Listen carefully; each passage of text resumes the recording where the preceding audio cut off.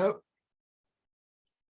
All right, we have a couple of case studies, a couple of people on the team. If you're watching this, this is confidential. It does not, you cannot talk about this in the general public. This person's name will remain quiet. That's our disclaimer. We have 2 people today. So if you are watching this on video on demand, you do not have our permission to share this explicitly. You're on notice. Thank you. All right, we've done our job there for Isabel. There you go. Thanks, Monica. So we're looking at Isabel first. And so we're finishing up, we're on the part of kind of midway through the 20 foundation lessons, and we've gone through some of the energetics part. And the energetics part, we want to be able to bridge that gap of the subtle science, to put it in modern day vernacular, not say woo-woo, the subtle sciences bridging to the hard sciences. And what we've had is the people controlling the world, if you will, have brainwashed us for millennia to worship the false idol of the still image, and forget the process of life. And we're coming back to that now. That's part of the grand awakening. And so we're, as a world, we're waking up to that, and we're seeing like, wow, we had the blinders on for a long time, because now the information age has allowed us to see what was hidden before. So with that being said, we can go into the mysteries of life much easier now with all this help. And we did pull it up on the PDF, I believe. No, it's in here somewhere. There it is. How about that size? Are you going to do the ROF, Isabel, while I talk? If I try and do both, I'll digress too much and we won't get much done. You know, would it be okay if I do it later, because that way I can focus on what you're saying? Yeah. I just if I can just talk, then It's we'll recorded. a lot further. Great. But what we'll do is we will pull up the lab report part at the bottom, the anabolic marker one. Oh, that's not on here. Anabolic markers. Oh, you just broke it out a little more. Okay, we can work with that. So you've already done some of this, Isabel. Right. So what? Yeah, the reason why if you're watching this, is we have a general lab ROF. I'm just going to pull it up real quick, and on that, there's a section that I use for my pregnant clients. So they see there's the template, and see, so it's the same template. If you notice, if you're watching this, and down at the bottom, Isabel broke out what I have, just a simple little chart here. I use this with all clients because of these markers. These are the markers of yin. Translating chemistry to lab work, that's your first lesson. These are the markers of yin. Anabolism is yin, catabolism is yang. Because catabolism is the breaking down of stuff and energy is released. Anabolism is the consumption of energy to bring two things together. Building versus tearing down. So in building, you use energy, and in tearing down, energy is released, at least in the world of ATP and molecules.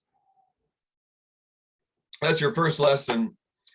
And we'll be going through this in a PowerPoint a little later in another recording. Any questions on that? That's an important concept. No, it's great. These are the markers of yin. And what is yin? The fire or the log? A lot. Log, good. Easy to understand that. Yin is the log, yang is the fire, if you're seeing this for the first time. So each of these markers is how you build tissue. White blood cells builds that. Red blood cells builds that. Minerals builds that. Fat and cholesterol are building. Protein is building. Calcium is building. If you just sit and look at it, it's like, of course it makes sense. Yeah, right.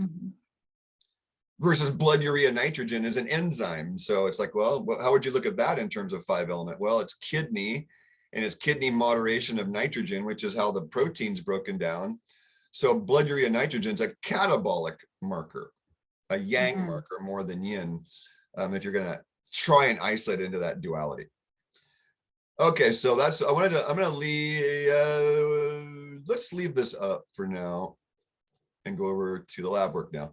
So let's start with those markers, okay? The anabolic markers, good place to start. Sodium 139, potassium 4.6. So I was just talking about this the other day on the mastermind group. This is exactly the low-grade adrenal fatigue. It was in the dehydration study, the water balance study, is that the sodium levels start to decrease because the body is being pushed too hard, and the adrenals and the lungs are regulating this. And you see your sodium fall before 140 and your potassium above 4.5, you're in that suspect area of adrenal fatigue. I'm in it myself a little bit. So look at the ROF, see, sodium ideally 141 and 4.1 to 4.6 potassium. So it should be a little under here and a little over here, and I believe that's what's in here. You didn't flag it so that we would put adrenal pattern, adrenal fatigue pattern. And then, oh, she just moved. And that's one of the top 3 stresses. Right. Top 3 stressors. So it's death in the family, a major breakup, and a move. If you see those on someone's intake form in the past year, you have got to ask them about it. You have to, because they're the top 3 stressors, especially if you see this kind of mineral pattern. Calcium at 9.1 is also low. So you see, what were we talking about a few weeks ago? Calcium bonds are released when we're dehydrated and we don't have the chi to maintain the sodium potassium balance inside and outside the cell. So the container can't hold the chi anymore. Why? Because it's tired. When you're trying to hold up a big box, when you get tired, you have to put it down, right? And so the cells can't hold that charge from the inside to the outside. And I have a little slight digression document, this Cell Owner's Manual by Mark Squibb. Been using this on the daily video blogs. I'll show you guys the top. Cell Owner's Manual, 2009. This thing is gnarly. So he has a little tiny table to show my point. Great diagrams in here too. There you go. So there's a cell membrane. Inside, outside. See all the little squiggles on the bottom? That's the inside the cell. And notice the little antenna. See, the cells are reading frequencies, and those are antennas. They're not no fucking CD4 chemistry receptor. They're antennas reading energy. God. We are so brainwashed. Yeah. I mean, what does that look like to you? I mean, I see antennas. I don't see fucking chemistry. Give me a break. It's so interesting too, because that's a lot like the axons and dendrites in our brain. Right. You know? Dendritic pattern, the dendritic pattern is what we're going to learn in the herbal medicine module. Oh, look at that. The cell membrane is a chemical and electrical insulator. The inside and outside of the membrane hosts a pH differential. This pH causes a voltage or electricity. But we're talking about the same thing, but from this other guy's angle now. And this is right here. It's well known if you have a membrane in 2 different solutions, you'll develop an electric charge. You can light a light bulb. I did it in chemistry years ago. That's what's happening at the cell membrane levels. That charge has to be polarized. And if it can't be, then the body breaks apart calcium bonds, takes that energy and uses that energy, and then we end up with osteoporosis. See charge. Okay, I wanted to go to that really quick. So in Isabel's case, this is not a red flag. I would put it in the yellow flag area just to kind of like keep an eye on it, but I wouldn't put it as a red flag. That would make the client freak out. The calcium one specifically. Calcium and the sodium potassium. See, calcium 9.1. We like it about 9.5 to 10. With the phosphorus at, what's the ratio of calcium to phosphorus? 2.5, so 10 to 4. Right. So see, notice, Isabel, you're running hot. That's too hot, because 4.3 would equate to 11 probably. If you multiply 4.3 by 2.5, it's probably like 11. Mhm. To So, my credit, I am up 0.1 from the calcium. oh, you're up. Well, just, I mean, from a year ago, I think it was 9.0 Okay, so before. there's the process then.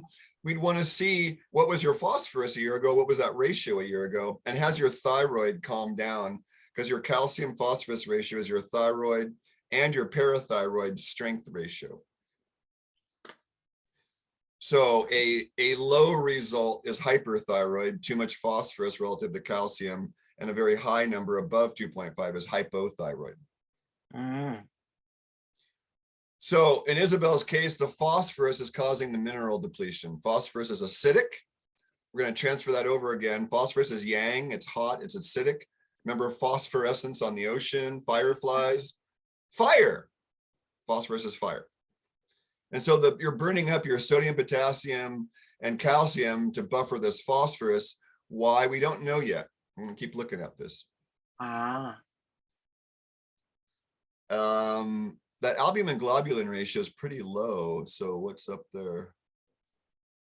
You're on the low end of albumins here right there on the protein part. 3.8 is the low end. So that's where we go back, Isabel, to the lab work and look at what's albumin doing, what's globulin doing. Albumin's more carrier and nutritional, globulin's more immunological generally. Think of immunoglobulins, immunoglobulins. So your immune system's taking a lot of energy as far as that. So Well, I think that is because of the bite, right? what The I want to enzyme. do is look at the white blood cell count here. It's 10.3. Hey, 1 second, I gotta pause this. Yes, Okay. sir. I'm on a recorded call. Karsta called, said that she'll be in the woods for maybe a couple hours, but then she'll be available. Oh, can you tell me your phone number? Yeah. Okay, thank you. Phone. Thank you, bro. Might have a place lined up with Ian here. So see, neutrophils elevated here. So you see how I correlated that to the globulin level. See, 3.1 is a little bit high. That ratio is a little low. They like the ratio, see 1.2 to 2.2. So you're at the low end of that ratio. So that's a flag. And we go, well, there's too much globulin. That implies there's too much immune activity. So if we go back to, we can go there real quick. Sometimes it helps just to look. Wait, but if they say that the AG ratio is 1.3, wouldn't I be right in that ratio? You are in the bottom end of their reference range. But when you're near the end of their reference range, you're in trouble. Oh, I see. Those reference ranges are too broad. By the time you're out of the reference range, you've lost 90% of that function. Generally, that's how they work those reference ranges. Oh, now you're really fucked up. Now I can help you. Mm. That's how that works. They wait until you're really fucked up and then they can give you the heroic measures, right? Dean knows about that. Just went through it. Yep. Still going through. Okay, so we're going to go back to this really quick on the assessment, you guys, and see that lab so we can look at what that globulin, all the globulin stuff. Lab work, reading, interpret, number 9, see? So if you're doing video on demand, that's why I put this together, is you can quickly go back, look real quickly and see what was globulin on that thing, because this is fast and easy, especially at home. And without Zoom, it would have loaded instantly, but oh well. All right. There we go. Total protein, bilirubin. So we're just working our way down to where the protein part is. And there we go. Okay. So Isabel, we're going to do the full slideshow on here. You could screenshot that. So globulin is the carrier ship also. Albumin is carrier. So immune cells, antibodies, immunoglobulins, lipoproteins, enzymes. Oh, copper. Ceruloplasmin is the copper controlling enzyme. I forgot what TBG is, but that's a lot of yin in there. So you're being chewed up here, immune and immunoglobulins, probably. And the yang part is that if the copper enzyme isn't working properly, then you're going to end up more yang, potentially more phosphorus. Mm. What is albumin? Albumin is responsible for water balance also. So a deficiency of albumin will lead to water retention. Mm. Isabel doesn't have water retention though, so that's a good sign. What if you have it intermittently? Probably isn't because Intermittent, it's for another reason. There could be a lot of reasons for water retention. sure, of course. So they're talking about this native albumin. I won't go into that now. And then there you go, Isabel. So some protein enzymes, thyroid's involved, blood clotting is actually involved, prothrombin, cholesterol is involved, or no, choline's involved. And there's another way of looking at it. A little bit blurry. I gotta change that slide in the future. Look at that, open flexible structure albumin, closed non-flexible structure globulin. Mm. I think that's it for that. Yeah. Okay, I'll leave that up in case we want to go back to it. Any questions on that? So the globulin, that the globulin is high is another indicator that the protein intake is problematic? No, No. that's not what they're saying. The globulin is high because there's immune activity, and the immune activity is, why is your immune system pissed off and making so many cells? Because of the bite. Well, that's a really good assessment. Do you think it's the bite, Isabel? Oh yeah, I definitely think it's the bite. So say 10.3, then we would put it on your report. You want to put that on the report that probably because of the bite, not because of your diet, because you Right. you don't eat a lot of cooked food. Mm-mm. You eat a lot of shitty inflammatory food. So it would make sense to me that, see, that neutrophil is the initial responder. Those are your first line of defense, is the neutrophils. So that makes perfect sense to me. Mhm. And what was the bite, Isabel? So she had this bug bite that she never was able to fully identify. It was Mm. awful. Really Oh, terrible reaction. oh, So one ranger I talked to now said that it could be indicative of a brown recluse spider. yeah, those things are brutal. Jeez. And no, So if you're watching this video on demand and you're like confused, I would just say Isabel was bit by a spider, and you know, poison can cause a lot of strange stuff in the immune system. But here, the monocytes are the garbage trucks, and you've got a lot of garbage trucks. See, you're at the high end of the reference range there, 0.9. You see it at 9% of the total immune activity. It shouldn't really go above 10. So we do know that, and the eosinophils and basophils are showing 0.1, and those are your super soldiers. So when you see them activated, that's a lot of inflammation right there. A lot of yang, a lot of laser guns and blowing up things, and then your body pays the price. The body gets blown up in places, if you will. But those neutrophils being high is a dead ringer. Like, yeah, there's something your body is pissed off. And when I see your platelets too, your platelets at 347 might be higher than they were before also. Mm. And let's see, we're kind of filling this up. I'm going to get off that blood work minute. It's too much. And so watch this. Let's see. Let's go back here. Yeah, let's go to your ROF report for a second. And go up to Mr. McAvoy's manual. Mm-hmm. Quickly look at the neutrophils on there.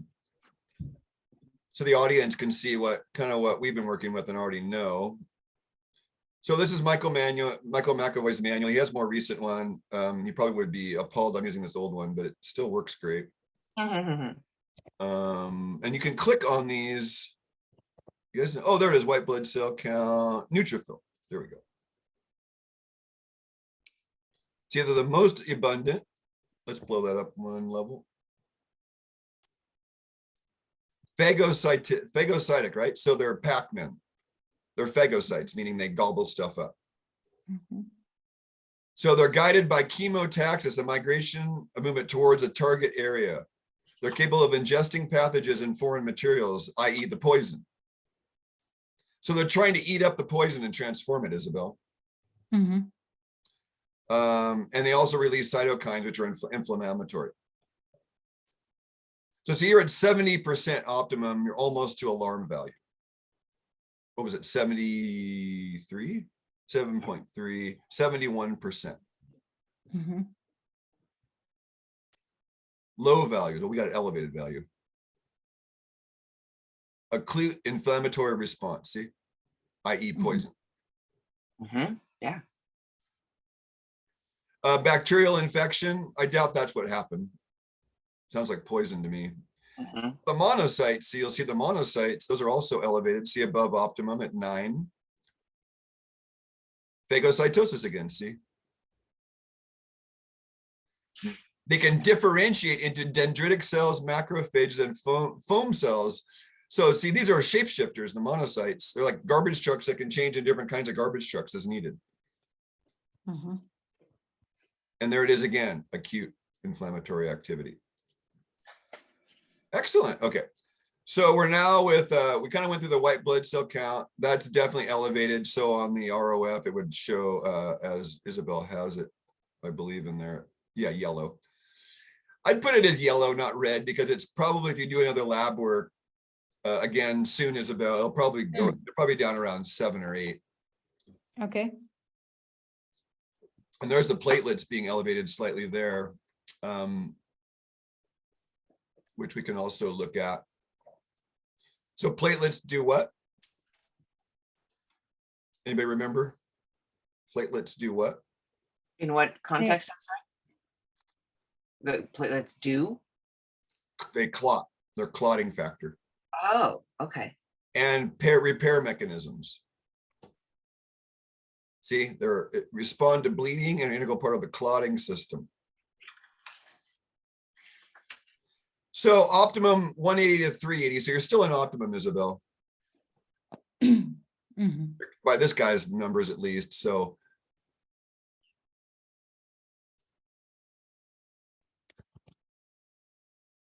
bone marrow, your bone marrow may have been activated right there. This bottom two. Injury would be poison probably Mm-hmm. from the, and you're not on contraceptives, so we know that's not the case. No, So- you could clearly see the blood, I mean, the poison wandering and the blood, you know, what's the word? I mean, it was, you know, all shades of red, blue, Right. red, purple. It stands out as the only thing that's above the medical optimum anyways. So we know that one is, it's not even a red flag in my world though, because we have a context for it. If a doctor saw that and didn't know what the fuck was up, they'd give you antibiotics right off the bat, which would wipe out your immune system, right? Right. Mhm. Mhm. They would just wipe out your body's ability. Oh, but it's poison, doctor. Oh, you got elevated white blood cell count, your globulin's elevated. We're gonna give you antibiotics to knock it all down. Mhm. No, that's not the right way to do it. How come it says not established over there on the right side of all these neutrophils and everything? Not established. What It do you says say? it on the far right, not established, like, instead of giving the range on neutrophils Oh, center there. It's their little sellout. Oh, The neutrophils are generally around 40, 50%. The lymphocytes should be about 30, 40%. The monocytes should be less than 10%. And the eosinophils and basophils should be around 0 to 1%. That's your optimums there. It's in the PowerPoint too that we did. okay. So they're not established because it's their way. It's sort of their disclaimer saying, you know, we kind of don't know. But the absolute amount, Monica's, does have the amount down here. Oh, I see. I see. The absolute, when you see absolute, that's the number. And then these numbers, these percentage numbers are this amount divided by the total. So 7.3 divided by 10.3 is 71%.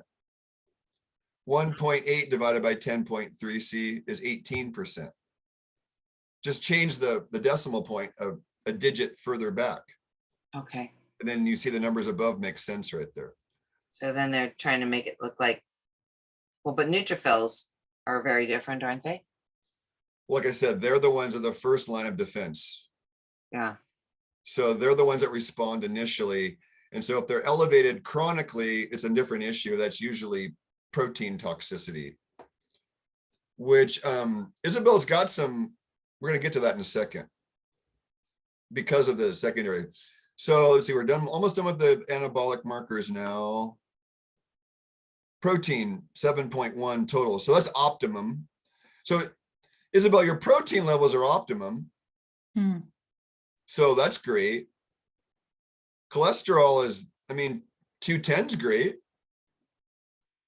98, 70 to 100 is perfect for perfect triglycerides. But there's your cardiovascular stress. See, 39 times 2 should be greater than LDL. Uh-oh. 39 times 3 point something. So I have the same issue. My LDL is 5 times my HDL. I don't want to change it though. I think it's quite fine because I'm in a radiation rich environment. That's what the body does. And in your case, Isabel, your vascular system is inflamed because of the poison. Mm-hmm.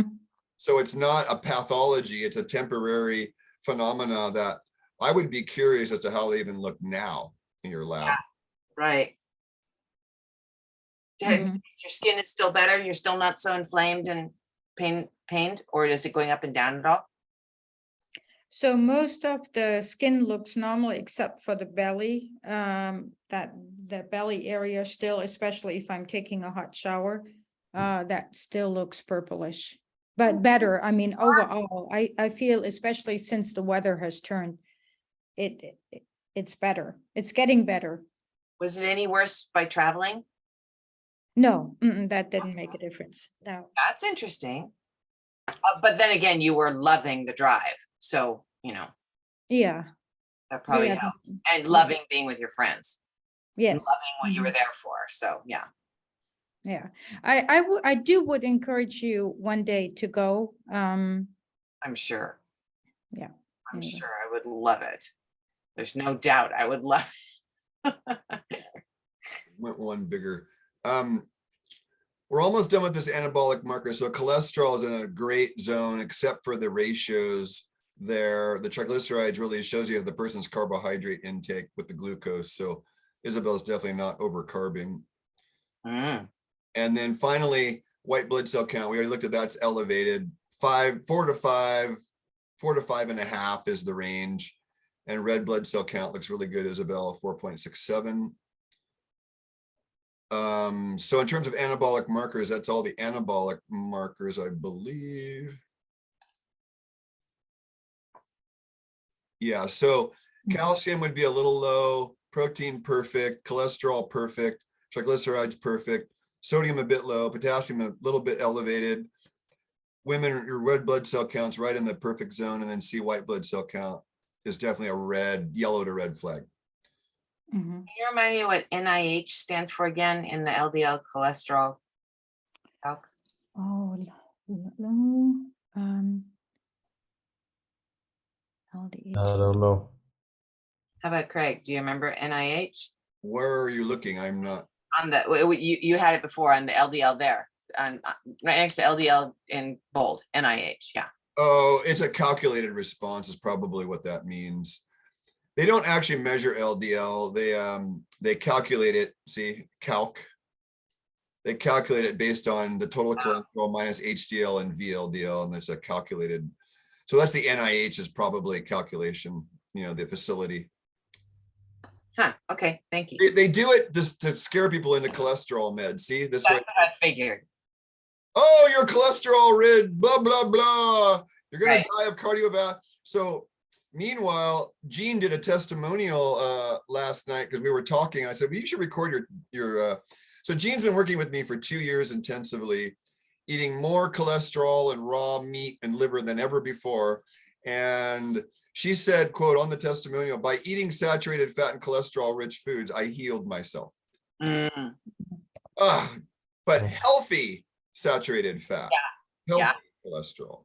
Mm-hmm. So Jean looks a decade younger. When I met her 2 years ago, she looked 10 years older than she does now. So she's 2 years older, looks a decade younger. That's what she said in her testimonial. She wants to go reverse aging now. Yeah, it's Mhm. awesome. Mhm. Okay, so those are the anabolic markers. And then since we're dealing with a spider bite, you should probably look at the liver stuff. Yeah. So the liver enzymes are right in this zone. Bilirubin is your body's ability. So in terms of process, it's the body's ability to get rid of old red blood cells, recycle them, then bile. Rubin, think red blood cell. Billy, think bile. Mm. Recycling of bile and red blood cell marker. To overly generalized and quickly go through it. Then ALK-Pho 64, that's, it's a little low, but it's fine. LDH at 224, that should not be above, the LDH is the inflammatory damage of the liver enzymes. And we'll go there. Lactic dehydrogenase, that number should not be above 100, I think. So it's pretty gnarly there, Isabel. Mhm. Oh, look at that. The heart, muscle, lymph, and they're all inflamed. So, okay, he has 140 to 200 as optimum. I have another book that has anything above, because it's a marker of cell death. You want to see it as low as possible. So there's cell death occurring in the liver, bile tract, red blood cells, heart, pancreas, kidneys, and skeletal muscle and lymph. So there's an isoenzyme for this where you can isolate where the trouble might be. So if you were curious, Isabel, and this number was still elevated, we would do the LDH isoenzyme, and that would give us the amounts as a percentage of all these, where the problem is. Mhm. Differential diagnosis. And that's only about 20, 30 bucks for that test. Okay, it's elevated. Oh, cardiac injury, see, cardiovascular. But that doesn't apply to her. Yeah, Well, they say the poison is homeopathic. damaging her vascular system. Oh, I see. Yeah, they say homeopathically. I looked this up, that spider bites seem to do more cardiovascular damage, whereas insect bites do something different homeopathically. But Uh-huh. So that was helpful. Muscle cell damage. Well, the spider bite probably went into your muscle, right? mhm. So you've got these three on the bottom are really strong indications. Red blood cells could be destroyed by the poison. Probably not low oxygen. Probably not, probably some lactic acidosis, maybe a little bit. And liver cell damage, we'd have to look at your tongue for that, but I don't think you're having liver cell damage. I think it's down at the bottom here, just so you don't panic. I'm Mhm. really You're curious. not drinking a lot of alcohol and aspirin, right? No, no, no. Do you have fluoridated water out there? How's your fluoride levels in the water? Yeah, I think that's everywhere in the United States. Santa Cruz. We don't have chloramine, but we have chloride, so that's good. It evaporates, but we do have fluoride. Ugh, gross. Okay. I'm curious, Isabel, did you do any urine therapy at all with this at any point? No. Do you know the everybody should know, if you get a bite that seems poisonous, you should put your urine homeopathically under your tongue, hold it as long as you can. Oh, I've never heard that. Within Okay. 15 seconds of any poison, your body should the antidote in the urine, and holding it homeopathically under your tongue, bathing the infected area in urine, making a poultice with, something so that it's really staying there, drinking, as well, but on a regular basis within 15 seconds. And there's all this amazing evidence that that's what the indigenous do if they're, if they get bitten by a snake in the course of their day, they'll. Well, the interesting part is that I didn't recognize it for a whole day. Yeah. Right. Right. So that is when That's the had I problem, yeah. yeah had I You're continuously creating your urine therapy. It's just as useful now as it Yeah. was. It's just, it's always changing according to what you need. mhm. So you could try that to see if that speeds things up. Okay. I'll just put a disclaimer in there because this is a recorded piece that, what Monica's talking about, if you're watching this recording, it's a therapy that it's just shocking to hear about it. I heard about it the first time 15 years ago, 20-ish.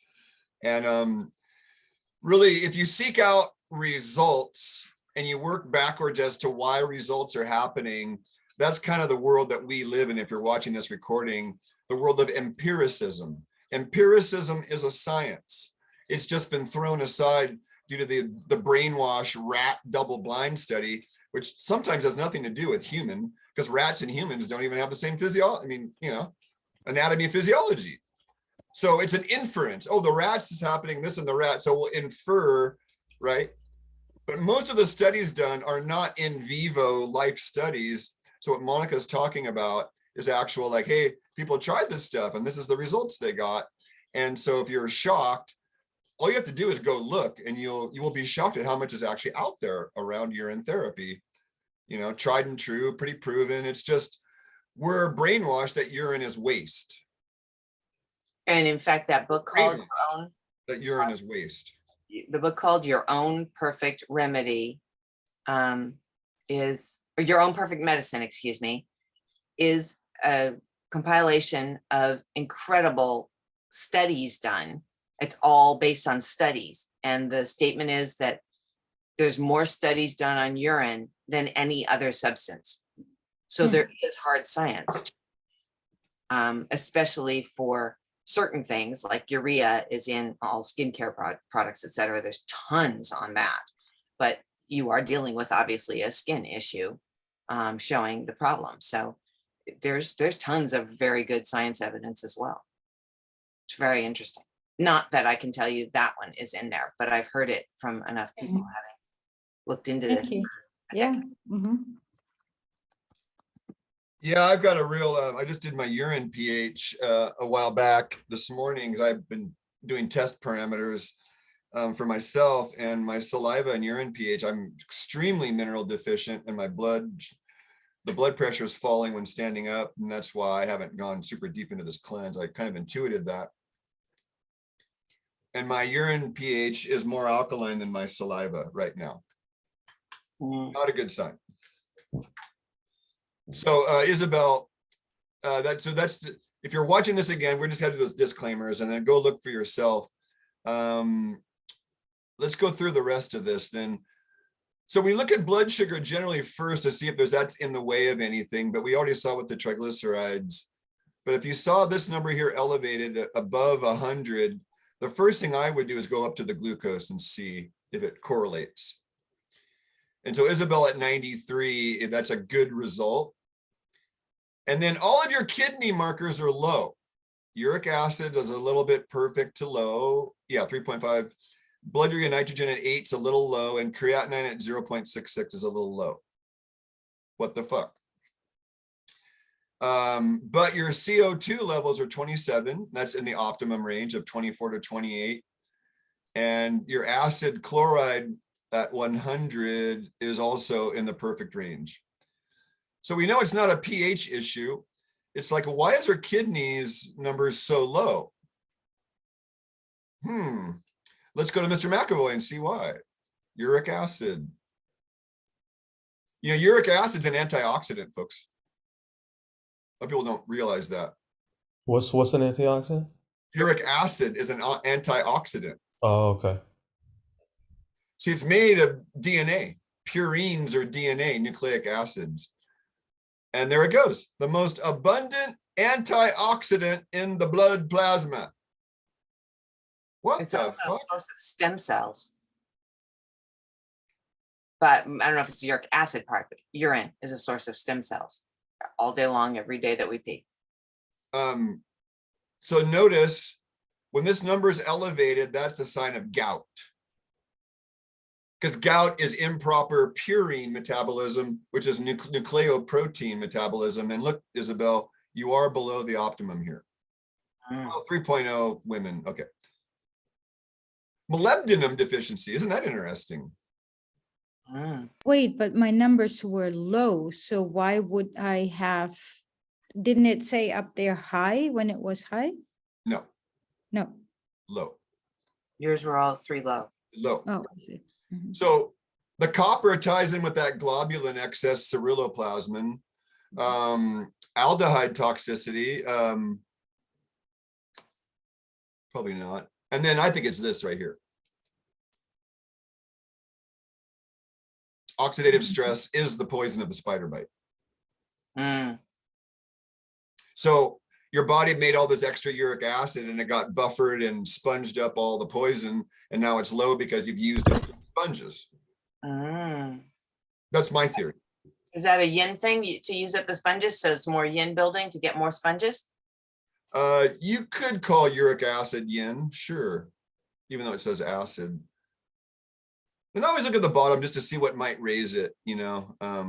So steroid, non-steroidal anti-inflammatories, steroids do, estrogens do, sugar does. So lowering uric acid, they all lower. Blood thinners, warfarin's a blood thinner, lowers uric acid. Okay, we got a little bit, everything's kind of pointing in the same direction. Let's go back now. Your buns are too small. Mhm. Uh-oh. What does it mean to have small buns? Better figure that out. Blood, urea, nitrogen. Anytime you can make a client laugh, please do. Yeah. Your buns are too small. What does that mean, Craig? Oh boy, you're almost an alarm. Mm. Waste product of dietary protein metabolism. So there's nitrogen. Bun values are sensitive to dietary protein, hydration, renal function, GI ecology, and pancreatic sufficiency. Well, your pancreas was making enzymes to buffer all that poison.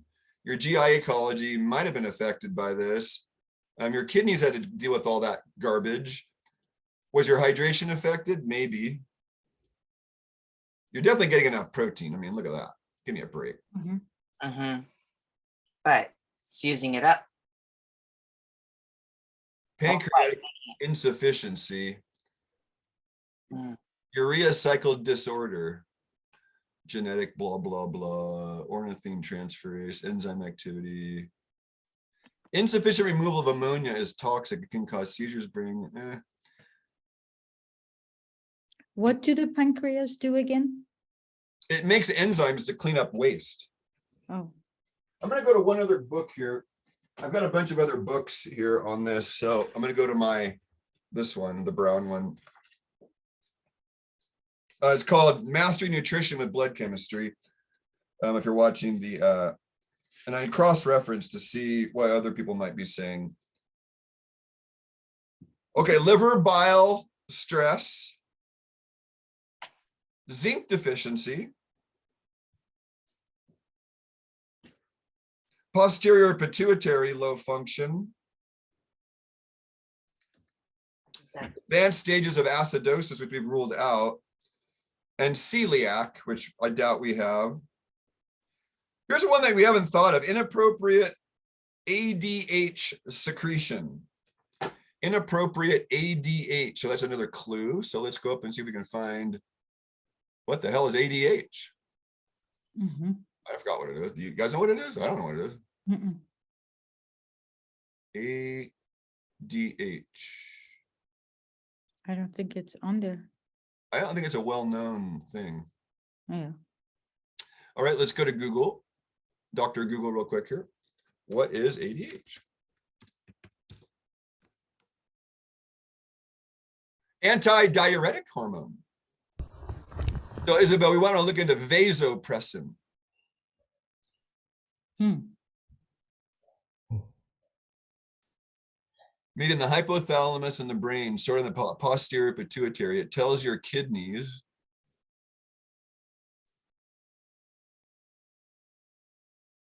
To A low level results in greater urine production. Well, he said it might be too high though, right? What did he say about that? Yeah, you had it in your book, not in Oh, here. right, book. It says syndrome of inappropriate, doesn't say high or low. Vasopressin, maybe vasopressin's in here. No.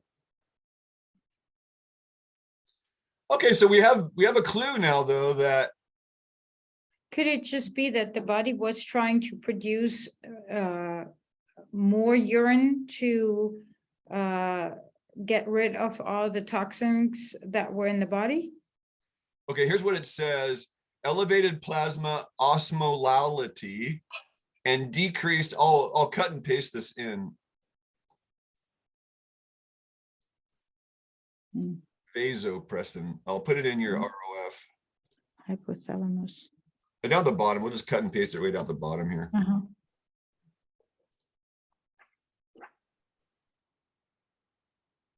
So you guys, another thing you can do, you can go to Google Images with something like this. If you're trying to, and if you're watching this, this is how I work. So I go, okay, what is ADH? And go to the images, and you might find a chart on how it fits in with the other hormones. And then you can see the process it's involved in, right? It acts on the kidneys. Here's one right here. Open link in new tab. There we go. We can even blow it up a little bit. Whoa, too big. Way too big. Okay, decreased atrial receptor firing, angiotensin, sympathetic. Oh, look at that. Sympathetic stimulation, fight or flight. Signals vasopressin. And you should have an elevated blood pressure with this, Isabel. So your marker would be if your blood pressure was higher after this insect bite than it was before, then vasopressin could be involved.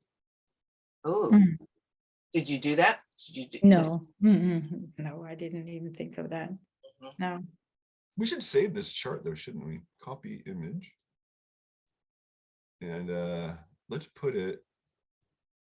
You want it in your file, Isabel? Mm.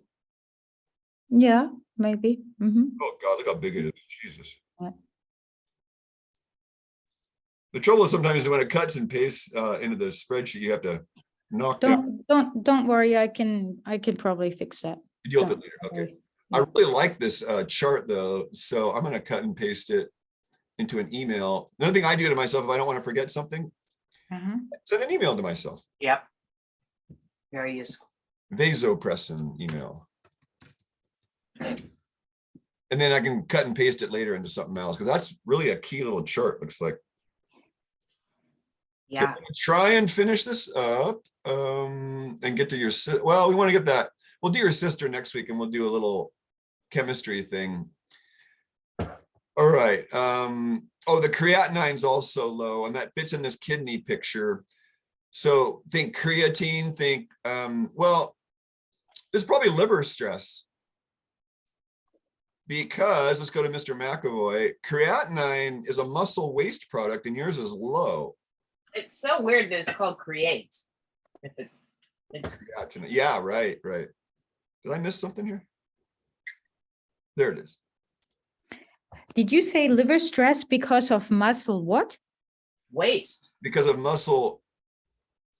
Creatinine is a waste product of skeletal muscle work. And so you're right at the low end of optimum, Isabel, 0.66. You're getting enough exercise. You don't. Guess it's because when you work muscles, you're creating muscle, but then there's waste product too. Mhm, Just try to hold some idea there. mhm. Back to this ammonia urea thing again. This is coming up multiple times. Your ALT is not elevated though, but your higher bun, you have low bun. Mhm. It doesn't match.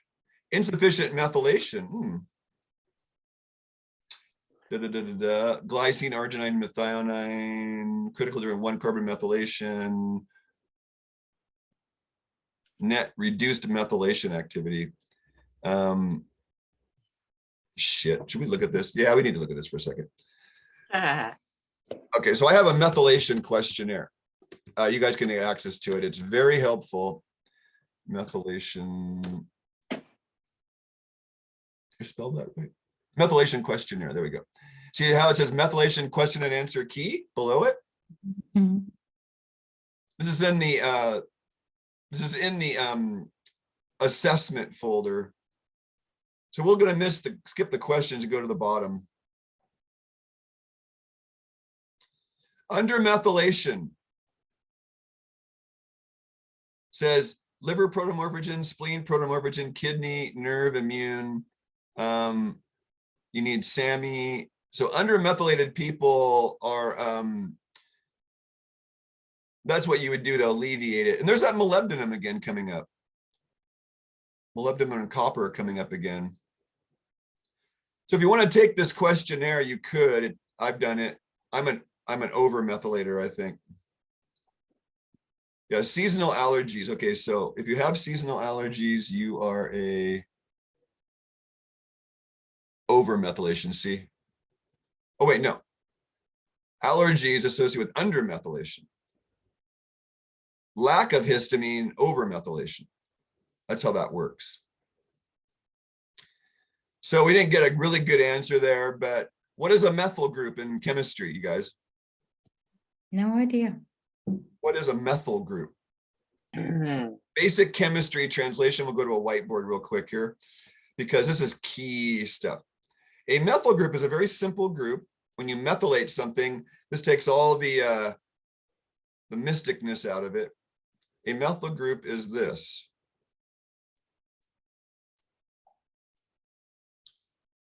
C and 3 H's. That's what a methyl group is. It's CH3. That's a methyl group. Guess what's related to that? Betaine. So beets. Betaine, well, betaine hydrochloride thing. Oh. So that's all a methyl group is. So when you're methylating something, you're adding this group, a carbon and 3 hydrogens. Pretty simple. Pretty simple, right? So But what's the purpose of it? To protect your DNA from damage. If you can't methylate, then your DNA gets fucked up and you age faster. This is where the SNPs, the nuclear, they call them SNPs. When you have if you're an undermethylator, you got to take the methylated B6, B12 folic acid that are made synthetically. This whole bullshit around that. Okay, I can't get off screen share for some reason. It's not letting me off this menu. Weird. I could try hitting mine and see if that throws you off. Exit. No. No. I can't while you are. I'm gonna pause this for a second. Actually, I'm gonna turn off I can't even turn off the recording. Wow. Oh wait, pause share. Shit. This has never happened where I've had unable to get out of this thing. What if you hit the escape button? Does that do something? No. Okay, I'm gonna try this. Hide meeting controls.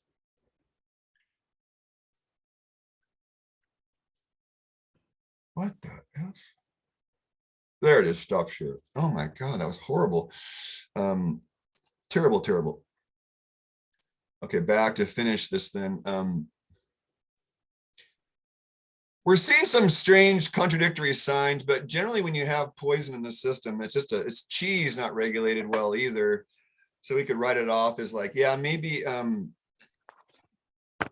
that's what these kidney numbers are. So we'd like to see all these go up a little bit.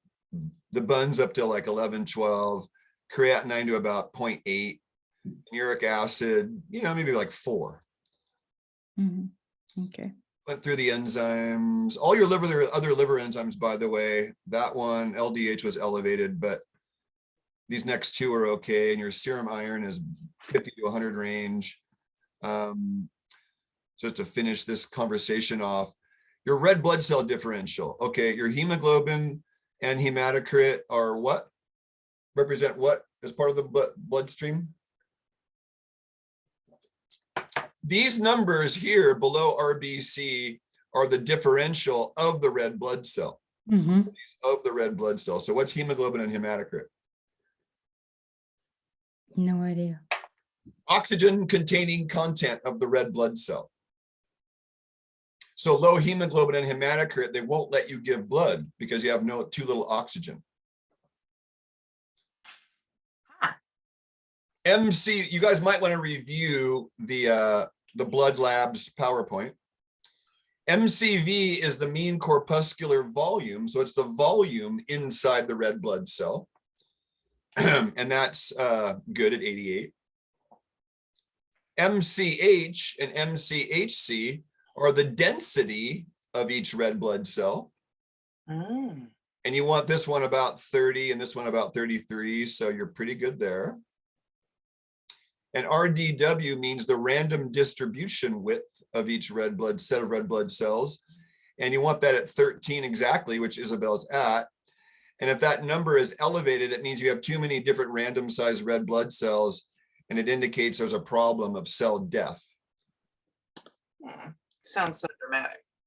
Right. So overall, this whole set of numbers here is absolutely perfect. And it should in someone like Isabel who's eating well. Yeah. So Isabel, that's your testimonial of your health right there. I rarely see 13 right here, so that's great. Mm. We saw the platelets were elevated because of the vascular system. And the only thing I'd want for a follow-up is I'd want to get an immunoglobulin lab, which is about $30 for this globulin. And I'd want to get an LDH an LDH isoenzyme test. That's my follow-up. Mm. If the numbers don't go down, or change in the next few months. Mm. Boy, let me turn this off.